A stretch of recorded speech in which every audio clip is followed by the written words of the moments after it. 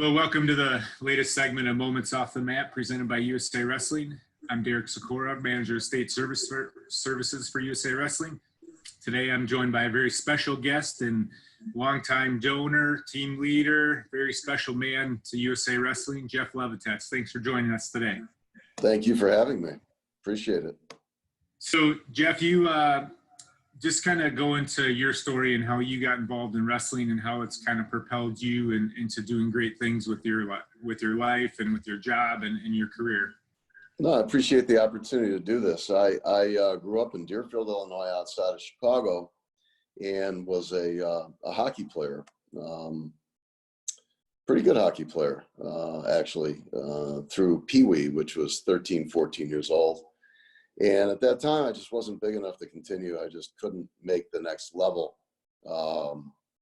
based on size. I was an 82-pound kid, and I was 14 years old. So it was suggested to me I tried an individual sport, and wrestling was the one that came up, and I went and tried out.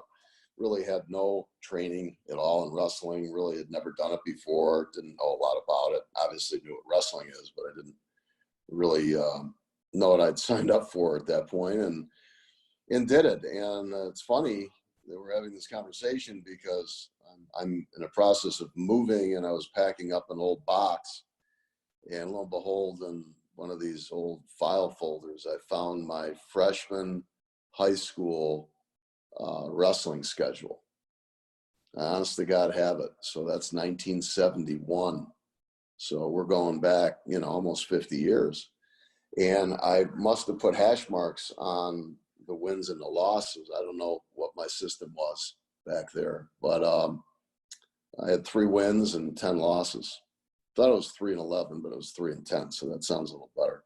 But I don't know that I was really a fan of the sport. I think it was the thing that I was going to do. And then I remember the next year I actually was able to earn a varsity letter, which really was a big deal for me. And wrestled, went downstate my junior year, didn't make it back down my senior year, but I had a real good experience. I can't really say that I had a love for the sport as much as I have a love affair with what it did for me since. I wrestled a couple of years in college. Again, I can't really tell you why I did it. I just thought it was part of my everyday routine, but I didn't enjoy it as much as most people enjoy the sport and enjoy the competition of the sport. It's really kind of a strange dynamic because I think, to me, the greatest thing about wrestling for me was that I really didn't enjoy doing it that much. However, having said that, I look back at the camaraderie and the friendships and all the people I know now in the sport and the greats that I grew up, just idolizing, like Dan Gable. And I've been able to create my own career based on the work ethic I learned from wrestling and my high school coach, Steve Combs, who is probably one of the, if not the single greatest influence I've ever had in my entire life outside of a family member. He taught me a lot of things. Hard work. If you work hard in practice all week long, then you're not going to lose a close match, because if you outworked somebody else in practice and you know it, based on how hard you worked, you're not going to lose a close match to somebody. You're just not going to allow yourself to do it. And I was like, damn, I wish I knew that, 4 days ago, because maybe I would have worked harder, but that didn't happen the next week. So he was full of these life skill set sayings that would, for some people, would just resonate. Like for me, you could teach me anything you want on a mat, and I was probably going one ear and out the other, and I'd kind of be half interested in what it was. But when it came to the life skill side of it, I was taking my mental notes. So, I'd say that if I look back at it, I wouldn't wish anything any different. I'm glad that I was just kind of an average wrestler that had a chance to go downstate 1 year and see what that experience would do and propel me to do for the rest of my life. I think I'd much rather have had that experience than been a world and Olympic champion, quite honestly, because I think I was able to accomplish a lot of that off the mat, and hopefully in giving back to the sport of wrestling over the last 25 years. Okay. So you fast forward, you graduate high school, you're done with your career, you go to the University of Alabama, start your business and become successful with that business. But then kind of you were kind of a pioneer in getting the team leader position within USA Wrestling kind of up and going, and kind of setting a standard as to what those individuals would do when they go on trips or they're part of the teams. And so just talk about that a little bit, and how you had some experiences overseas and what you did. Sure. Well, I mean, just a second on Alabama. I went to the University of Alabama on a partial scholarship. And my second year there, my sophomore year, I met Steve Silver, who is one of my closest friends in the world. And we started a little business together down at the University of Alabama. We were both kids from up north, both kids that felt a little bit in a town that we really didn't know or understand. I mean, it's certainly a lot more progressive today, but we started a business while we were in school. We went through it, and his wrestling career was a little bit, more storied than mine. He was a really good wrestler in upstate in New York. And I think he went downstate a couple times and might have even placed, but real tough 118-pounder. And we were pretty much attached at the hip. And he's just visited me down in South Florida over 4th of July. And, I just think the world of him. And we look back at our life experiences, and it's almost something that doesn't need to be talked about, because we're the only two that really know what that experience was all about, and loading trucks and driving U-Hauls and running all over the country, buying merchandise, getting back to school, trying to find time for class that we never had, just working. But it never was hard because we'd been on a mat before. And I can't stress enough to young wrestlers and coaches, anybody who's in a position to advance a young wrestler in his life, that never discount the story of the match you shouldn't have won that you did, or the tournament that you weren't supposed to be in, let alone win, and you did, or to go downstate when you were a 500 wrestler and basically have no chance of ever medaling, but you got there. Don't ever discount that. Look at what the kid has inside him, and that drive to be different and to be exceptional off the mat is only learned from, having to, maybe lose a few pounds, get thumped by somebody who's a little better than you every day in practice. These are real situations that need to be put in front of young individuals. And when they are, I always look at wrestling as an investment that 99.99999% of the kids that wrestle are never going to wrestle in the Olympics, right? I mean, that's not to say don't try it, but the odds are really stacked against you. And as you move up the chain, if you don't wrestle, if you're a good high school wrestler, you don't wrestle in college, well, then your career's over. And probably 97% of college wrestlers don't wrestle in college. So when you look at those type of odds, if you go into the sport with your eyes more wide open to the reality that this might propel me to do great things when I find my area of interest, my passion, which we always talk about quite a bit, but we don't discuss enough what that means. And then you're ready. You have the work ethic. Then you find this thing that you identify with that you're going to do for the rest of your life. And trust me, you're going to do what you're going to do for the rest of your life a lot longer in high school wrestling. You're wrestling in high school for 4 years. You're going to do what you're going to do for the rest of your life for 40 or maybe 50. So Michael Jordan didn't play basketball for 50 years. Dan Gable didn't wrestle for 50 years, although he probably still could do it if he wanted to. But the point I'm trying to make is you got to really like what you do outside of the sport. And if you have that deep-rooted foundation and understanding work ethic most importantly, what it's like to do something that you don't want to do, that your friends aren't doing right now, that requires a little bit more discipline, maybe missing a sandwich. You're there. And that type of mindset, that I believe that wrestling is training for the rest of your life. And if we train all of our wrestlers to be wrestlers, you know, in the sense that they're training for the rest of their life when they're doing it for the 4 or 6 years that they participate, that hopefully they'll end up giving back to the sport that they're going to love a lot more when they're done doing it. Trust me, they're going to love it. You know, when you meet a wrestler or fellow wrestler on the street, you know, I don't know if I had the good fortune or the bad fortune. I was born with no ear, right ear, and I'm completely deaf on that side. Yet, you know, when I run around and go to tournaments and I'm with John Smith or Bruce Baumgartner, everyone looked at me different. Like, this dude, man, he's tough. And, you know, I got ridiculed just unmercifully as a kid because of not having an ear. And kids are brutal, and it was tough. But I remember at the Hall of Fame induction ceremonies when I was inducted in 2002 as an outstanding American, I just said in closing, I said, you know, I've never really felt like I've ever had a place to go. But when I look out at this room, I look like I'm looking out at the land of cauliflower. And I guess I've arrived at my destination. So, you know, was able to poke fun at myself later in life, not while you're going through it. And I've been able to look back at wrestling as an unexplainable, necessary component of what's made me successful. Without it, I would not be who I am today. Without Coach Combs, I would not be who I am today.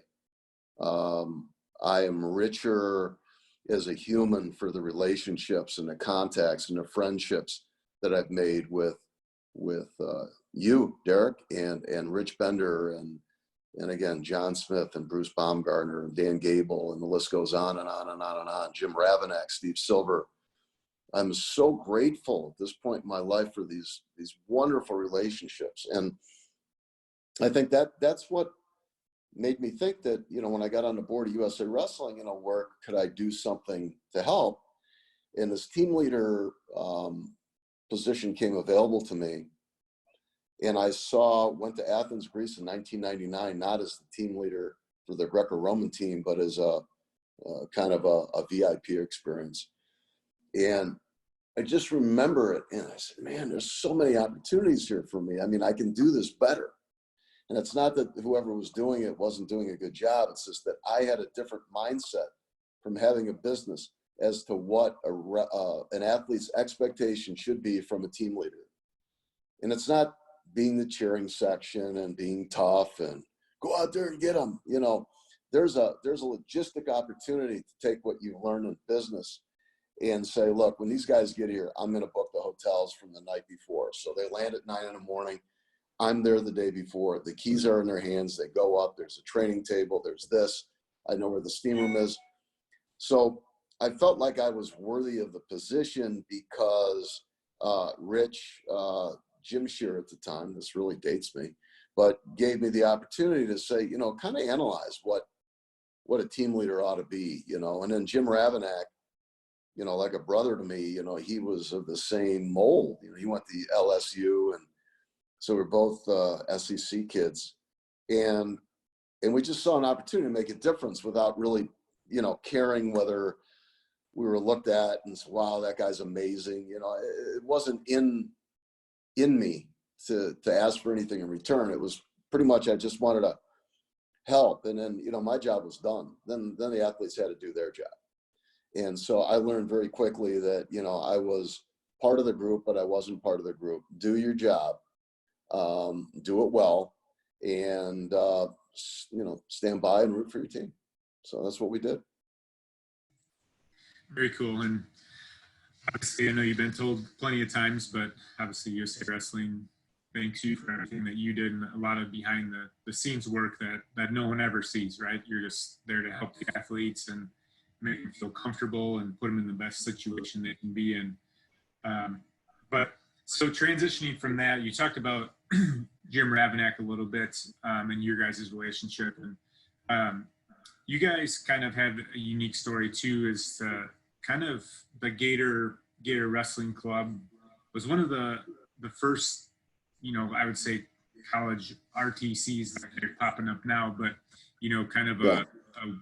a world and Olympic training for those college athletes. So just talk about how that came to fruition a little bit and how you guys organized that. Well, I think it really was organized with Jim and John Smith. I came into it. I think they've already, had kind of put it together, and they were looking for a little help financially and maybe some ideas on, how we could move the club forward. I have to be honest with you. I can't take a lot of credit for Gator other than we had an awesome time and a great run, and you could see what that meant to a program like Oklahoma State, and was able to develop a tremendous relationship with John Smith and Leroy Smith and Dave Martin, who I think the world of. I haven't talked to him in a long time, but these are people that as I talk about it, I just get excited because they're such good people, they're just salt of the earth people. And Jim Ravenak was able to really get out there and be a real innovator with this club. I was just proud to be a part of it, and we had a lot of guys on the 2014 that were Gator wrestlers and before that as well. But I think it really had done a lot for Oklahoma State. John had a run where he won 4 in a row, and being part of that was just on the side. It was just a phenomenally rewarding experience for me. I enjoyed it very, very much. I mean, if I had the energy, I'd do it again. I just don't. So I don't know where the energy comes from anymore. But I will tell you that, man, I mean, the tentacles just extend far and wide when it comes to the sport. And I was lucky that Jim Ravenak was, came into my life, and he was a team leader when I was a team leader in Athens. Fortunately, I had to come home early, and he had to bear the brunt of both teams, which he'll never let me live down. But yeah, Gator was a real compelling argument for what came next within the college programs, and I think we've seen that that's grown exponentially and is a real catalyst to bringing success to college programs. Yep, definitely agree. So obviously you talked about it a little bit, but you were on the board. You're obviously still technically on the board of USA Wrestling as an honorary member. But the continued support you've given, to USA Wrestling after you were not a team leader, and I've worked with you for the last 9 or 10 years on a program, the Athlete Appearance Program. But just kind of talk about that, and what the goal is with that program. Yeah, sure. That we do. Yeah, absolutely. Well, as you know, and thanks to you, without you, this program would not be the success that it is. And I truly believe that from the bottom of my heart, that you are the reason the program's so successful. Your enthusiasm for the program, your willingness to work with me, the communication, the friendship that we have is a very important priority in my life. And I think, as I mentioned to you a long time ago, and I tell Rich Bender and Bruce Baumgartner, and even Dan Gable, to a certain extent, that, I think there's a disconnect, and it's no fault of anybody's, that our elite programs are there for a reason. And obviously it's excuse me, a very, very important part of our sport. But I think that we can do a better job as a sport of connecting at the grassroots level. And the reason is what I had explained earlier, is that I really believe that these young kids learning how to shake hands in a pre-COVID environment. Now, I guess we're going to go to elbow bumps. I don't know what the next thing's going to be. But the basic, easy life skills that, if you never won a wrestling match in your life, but you learn how to shake hands and look at somebody's eyes and smile, when you do that, and you can make a good first impression, well, then that's affordable, correct? I mean, you don't have to be rich to learn that skill. You just don't. To send someone a thank you card instead of an email is not excluding people based on their financial situation. It's a $2 card. Anyone that wants to can differentiate themselves from other people. They can be special. They can make a good first impression. That can be done. And I just thought that we weren't really had taking a systematic look at the fact that we could touch every kid in the sense that we could teach them a life skill or two. And what the Grassroots Levitetz Foundation Grassroots program, I think, is accomplishing is the ability to take our elite athletes, our gold medal winners, our national champions, and get them in a room with 50, 60, 80 kids and talk to them about their experience in the times that they lost, in the times that they didn't, they were disappointed in the way they did something and how they corrected the behavior. And I see the look on the faces of, the athletes. We have a program that always kicks off at my high school in Deerfield, Illinois. And we have a coach, Coach Mark Pector, who's done just a phenomenal job as a coach. I mean, yes, they're winning district titles and conference titles and all this, but I always tell them, I said, that's not what resonates with me. It's the way you treat these athletes and the way you talk to them and the different things you do outside of the sport with them and the dinners and the lunches and the community activities that you do. I just think it's outstanding. And I love the look on the faces of these, these kids when I hit a nerve. When you take a little guy and you could shake hands and you say, come on, look me right in the eye and squeeze it like you're going to rip it off. And then he bears down, and that means something to me, because I was that kid. Yeah, it was 50 years ago, but don't let anyone tell you time passes slowly, because it does not. I mean, it marches on, and it's unreal. But we always have time to make a good first impression. We need to continue to do that. As a sport, we need to understand that as much as we want to have the best teams in the world, we want to also have the best people in the world. And we want to have wrestlers that learn life skills from the sport. Without that, we've missed the golden opportunity to forever endow the sport with successful athletes that come back and want to remind us of their glory days, because we all have them. Some of my thing I get the kick out of the most is when someone sees me and they look at the ear and they go, yeah, I wrestled welterweight. You didn't.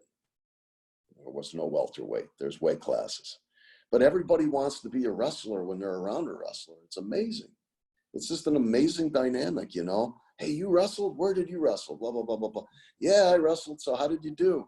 Well, I didn't go down state or anything, but I had one match with a guy who won state tournament. He only beat me 2-1. If I've heard that story 1,000 times, okay, it's amazing to me how many people have wrestled the state champion and almost beat him but didn't beat him. And that's cool. It's a story, and it takes on many forms, probably over many, many years. But to have been a state qualifier in Illinois in 1974, I still have the poster. I look at it probably 3 days a week. I look at it anytime I am down. And I think a lot of people right now, are going through their own bouts of depression and self-doubt, and where do we go from here? And you do that just for a few minutes, and then you remember, hey, I'm a wrestler. I'm a wrestler. And I got to get back up on the horse, and, you figure it out. And it's really not that hard to do. It really isn't. The problems of a wrestler are easily crushed, where the problems of most people are just talked about and talked about and talked about until they've said their mouth full, and people want to convince themselves they've done every possible thing. And a lot of times it's the action and not the words. Get at it, make dust out of the problem, and step over it and move on. And that's just how I've lived my life. Absolutely. So you talked about your foundation a little bit, and obviously you've been supporting USA Wrestling, for a long time through the foundation. But just talk about kind of what else you guys do and what you support in the outreach that you guys have through your foundation. Well, thank you. I think at this point we probably support, it's over 50, maybe over 60 different causes. They're not all huge. Some are bigger, Cleveland Clinic, Mayo Clinic, Boca Raton Hospital. We have health-related programs with all three of them that involve some sort of compassion care, palliative care at Boca Hospital. We do knee and hip replacement infection registry with Mayo Clinic. We have the Levitetz Department of Orthopedic Surgery at Cleveland Clinic. We have, I think, the largest pit bull rescue organization in the United States called Dolly's Dream, named after my first pit bull Dolly, who passed away last year. So many local charities that we get involved in. USA Wrestling, as we talked about, the Grassroots program. It's just a real honor to be able to do it. We don't raise money from the outside. We have a certain amount of money every year we allocate to the foundation, and it will live on forever. We have made that pretty clear, and my wish is that we'll probably give in perpetuity $2 million a year out to different causes, and hopefully more. A lot of people struggle. We like to help people that want to use that money to build a better life for themselves. And we're always resetting and looking at where we're doing a good job and where we need to do a better job. So Daniela Jordan, who is our executive director, just brought life to this. She's just turned it on and turned it up, and she's just so gifted and so brilliant, and really makes it something that you want to continue to do, and we're grateful to have it. Absolutely. Well, that's all the questions I have for you, Jeff, today, and I appreciate your time, and obviously USA Wrestling, and I personally thank you for everything that you do for USA Wrestling and wrestling in general. So is there anything you want to add, or? Just in closing, I guess I'd say what I said earlier, though, that, as wrestlers, remind yourself every day that you're a wrestler, whether you're 70 years old or you're 12 years old. That requires a bigger set of shoes, and you have to have different expectations. And with everything that's going on in this world, instead of getting down, get up and get moving and keep moving. And keep a good attitude, because without a good attitude, nothing is doable. So stay sharp. I know a lot of programs, there's a lot of changes in high school programs, youth programs going forward, but I believe there's always, if there's a will, there's a way. And if there was ever a group of people that were cut out for challenges and changes, USA Wrestling, Rich Bender, Jim Ravanack, Bruce Baumgartner, me, all the people I have not gotten the pleasure to know that came after me are certainly great role models. And pick one and hang on to it, and stay tough and stay strong, and most importantly, stay healthy. Okay? Good deal. Thanks for joining us, Jeff. Thank you for everybody for joining us in this latest segment of Moments Off the Mat. Have a great day. Thanks. Take